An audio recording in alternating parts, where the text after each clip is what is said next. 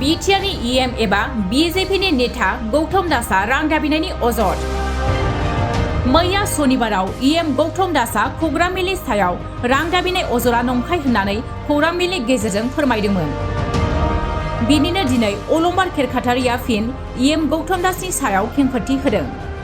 नंखाय बाथ्रा बुंदों इएम गौतम दासआ हावली बिसिडिसि चेयारमेन सेमल सरकारनि गेजेरजों 2 लाख रां लानो नागिरदोंमोन। ट्रेड लाइसेन्सनि मुङै 2 लाख रां दाबिदों। 2 लाख रां होनो हायाब्ला वाइन शप बन्द खालामगोन होनना खौरां मिलनि गेजेरजों खेंफोरथि होनानै अलंबार खेरखातारिया ओरैबायदि बुङो। সংবাদ মাধ্যমৰ বন্ধুসকলক ধন্যবাদ জ্ঞাপন কৰিছোঁ। আজিৰ প্ৰেছ মিটৰ উদ্দেশ্যটোৱে হ'ল অলংবাৰ খেৰখাতাৰী। মই সাধাৰণ এটা বিজনেছমেন হয়। তো কাজিয়া পেচাল বা কোনোবাক বদনাম দিয়া বা বদনাম কৰা মোৰ উদ্দেশ্য নহয়।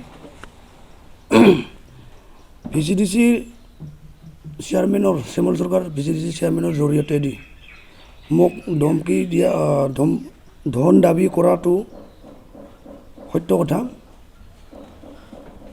মোজাঙে পেঞ্চন মথনগুৰি সমষ্টিৰ আণ্ডাৰত থকা উত্তৰ হাউলী ভিচিডিচি চেয়াৰমেন শ্যামল চৰকাৰ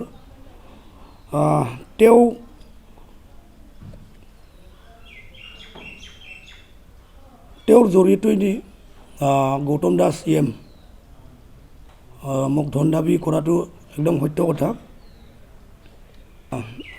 মোৰ যেহেতু মই লাইচেঞ্চি হয় অলংবাৰ খেৰখাতাৰী নামত। তো মই ফেব্ৰুৱাৰী মাহত একচুৱেলি আমাৰ যেহেতু লাইচেঞ্চ ৰিনিউৱেল হয় মাৰ্চ মাহত। তো মই ফেব্ৰুৱাৰী মাহত মোৰ ট্ৰেড লাইচেঞ্চখনৰ ৰিনিউৱেলৰ কাৰণে মই শ্যামল চৰকাৰক লগ কৰিছিলোঁ উত্তৰ হাউলী ভিচিডিচি চেয়াৰমেনক। তেতিয়া তেওঁ মোক ক'লে মই ছাৰৰ পৰা সুধি মই তোমাক ৰিজাল্টটো পিছত দি আছোঁ। তো মই ছাৰক মই কেতিয়া লগ পাম তেতিয়া সুধিলোঁ। তেতিয়া ই মোক সময় দিলে এটা। এইটো সময় অনুযায়ী মই গৈছিলোঁ ছাৰৰ তাত। আৰু গৌতম দাস ছাৰে মোক দেখাও পাইছে নিজৰ অফিচত। দেখা পাই তেওঁ মোক নামাতিলে, কথাও নাপাতিলে মোৰ লগত। ডাইৰেক্টলি ভিচিডিচি চেয়াৰমেনক নিজৰ অফিচৰ ভিতৰত লৈ যাই কথাখিনি ক'লে। তাৰপিছত মোক ভিচিডিচি চেয়াৰমেনে বাহিৰত মাতি আনি মোক ক'লে যে ছাৰক 2 লাখ টকা লাগিব, নহ'লে NOC-খন দিয়া নহ'ব। সেইখিনি কথা ক'লে। তেতিয়া মই বহুত ৰিকুৱেষ্ট কৰিছোঁ ভিচিডিচি চেয়াৰমেনজনক যে মই এটা লিগেল বিজনেছ কৰি খাই আছোঁ। মইতো 2 নম্বৰী কোনো এটা কাম কৰা নাই। কোনটো হিচাপত মই 2 লাখ টকা দিব পাৰিম? মোৰ ফেমিলিৰ কথা আছে। মই যেনে তেনে এটা সৰু এটা বিজনেছ সংস্থাপন কৰি চলি আছোঁ। মই বহুত ৰিকুৱেষ্ট কৰিছোঁ। ভিচিডিচি চেয়াৰমেন শ্যামল চৰকাৰ। মানে শ্যামল চৰকাৰৰ থ্ৰুদি গৌতম দাসে পইচাটো হয় হয় সমগ্ৰ প্ৰক্ৰিয়া পইচাটো বৰ্তমান তেওঁতো মিডিয়াৰ সন্মুখত এইটোৱে কৈ আছে নোখোজা বুলি। কিন্তু এটা কথা, মই 2 দিন পিছত যেতিয়া মই শ্যামল চৰকাৰক ফোন কৰিছিলোঁ, শ্যামল চৰকাৰে মোক কৈছে, মই শ্যামল চৰকাৰক সুধিছিলোঁ মোবাইলেদি ফোনেদি মই সুধিছিলোঁ যে দাবী কৰা ধনখিনি নাপালে বা টকাখিনি ছাৰে যদি নাপায় তেতিয়াহ'লে মোক ডকুমেণ্টছখিনি নিদিয়ে নেকি বা মোক NOC-খন নিদিয়ে নেকি? তেতিয়া মোক ডাইৰেক্টলি এটা কথা কৈছে ভিচিডিচি চেয়াৰমেনে শ্যামল চৰকাৰে যে এইটোৰ পৰা এটা অবজেকশ্যন আহিব যদি মই টকাখিনি নিদিওঁ। তেওঁ মোক ডাইৰেক্টলি বা ইনডাইৰেক্টলি তেনেকুৱাকৈ মোক এটা ধমকি দিলে আৰু। সেই তেতিয়াৰ পৰা মই ভাবিলোঁ মই কি কৰাটো ভাল হ'ব। এতিয়াতো মই বিজনেছটো কৰিবই লাগিব। মোৰ এইটো বিজনেছ মোৰ ফেমিলি চলি আছে। হয়। তাৰপিছত মই ফেব্ৰুৱাৰীৰ 15 তাৰিখত এক্সাইজ অফিচত যাই মই এটা লেটাৰ দিলোঁ যে মোৰ ভিচিডিচি চেয়াৰমেন থ্ৰুৱেদি গৌতম দাসে মোৰ পৰা 2 লাখ টকা ডিমাণ্ড কৰা বুলি। আৰু কৈছে যে এইখিনি ধনটো নাপালে তেওঁলোকে মানে লোকেলৰ কেইটামান মানুহৰ পৰা ছাপৰ্ট লৈ মোৰ নামত মোৰ এগেইনষ্টত বা মোৰ দোকানৰ এগেইনষ্টত কমপ্লেইন দিব, দোকানখন মানে বন্ধ কৰি দিম, তেনেকুৱা মানে ধমকি মোক দিয়া হৈছিল। তো মই এইখিনি কথাটো লৈ আমাৰ এক্সাইজ ছুপাৰিনটেণ্ডেণ্ট ছাৰক মই এটা লিখিতভাৱে দিছিলোঁ। হয়, একচুৱেলি গৌতম দাসেতো মোৰ লগত ফেব্ৰুৱাৰীৰ পৰা যুঁজি আছে। তো ফেব্ৰুৱাৰী মাহত মই যেতিয়া ডকুমেণ্টছখিনি ল'ব গৈছিলোঁ তেতিয়াতো মোক নিদিলে। তাৰপিছত মাৰ্চ মাহত 3 তাৰিখে নেকি, মই চাব লাগিব, মোৰ CC কেমেৰা ফুটেজ আছে, গৌতম দাসে আমাৰ চিমলাগুৰি আউটপোষ্টৰ IC-ক পঠাই মোৰ দোকানত মানে মোৰ এগেইনষ্টত মানে দোকান বন্ধ কৰিব লাগে, কিবা কৰিব লাগে, হেন তেন মোক মানে টৰ্চাৰ কৰি আহিছে এই হোলীৰ টাইমৰ পৰাই। দোকান বন্ধ কৰিছিল তেতিয়া আপুনি তেতিয়া মই দোকান বন্ধ হোৱা নাই মই এক্সাইজ ডিপাৰ্টমেণ্টত মই জনাইছিলোঁ কথাখিনি তাৰপিছত তেতিয়াৰ পৰা এইটো মানে বন্ধ হৈ আছিল আৰু কি চুপচাপ হৈ আছিল তাৰপিছত এতিয়া সেইদিনা পূজাৰ আগে আগে পূজাৰ মোটামুটি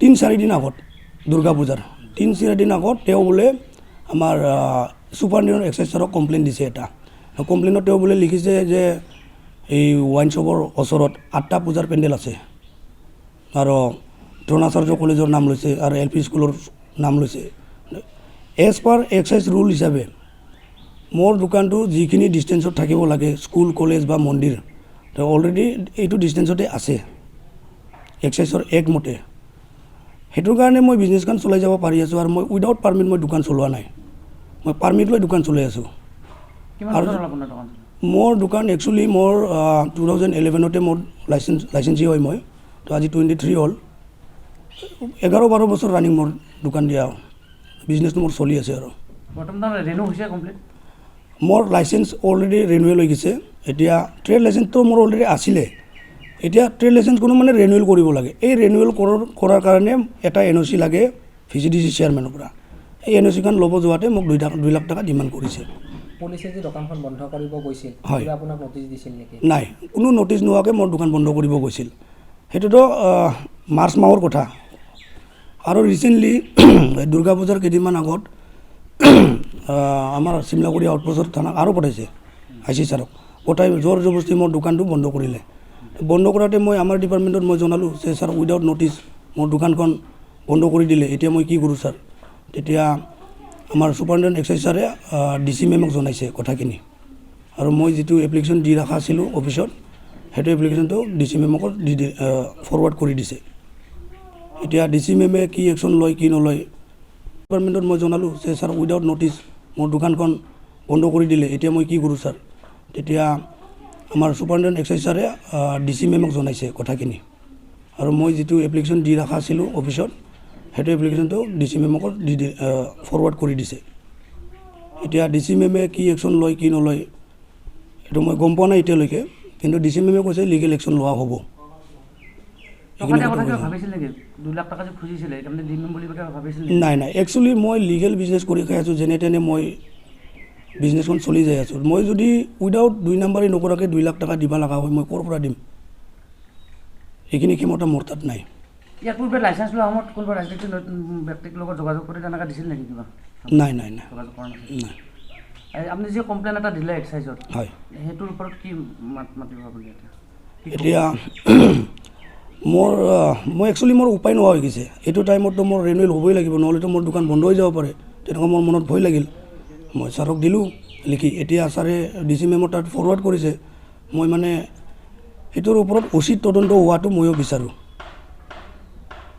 DC মেম আমাৰ ছুপাৰিনটেণ্ডেণ্ট এক্সাইজ ছাৰক মই ৰিকুৱেষ্ট কৰিছোঁ আৰু আমাৰ মাননীয় ডক্টৰ হিমন্ত বিশ্ব শৰ্মা CM ছাৰকো মই অনুৰোধ কৰিছোঁ যে আপোনালোকে সেইটো কেছটো মানে উচিত তদন্ত কৰি দিয়ক মই এইটোৱে আহ্বান কৰিছোঁ পইচাটো আপোনাৰ পৰা খুজিছিলে হয় কিবা তথ্য আছে নেকি আপোনাৰ তাতে প্ৰমাণ কিবা ৰাখোঁতে হয় মই ফোন কৰিছিলোঁ তেওঁলোকে ডাইৰেক্টলি ফোনত যেনিবা টকাৰ মেনশ্যন কৰা নাই কিন্তু মোক কৈছে মই সোধাতে মোক কৈছে মই সুধিছিলোঁ যে ছাৰে গৌতম দাস ছাৰে টকাখিনি নাপালে মানে কাগজখন নিদিয়ে নেকি তেতিয়া মোক VCDC চেয়াৰমেন শ্যামল চৰকাৰে কৈছে ডাইৰেক্টলি তাৰে পৰা অবজেকশ্যন আহিব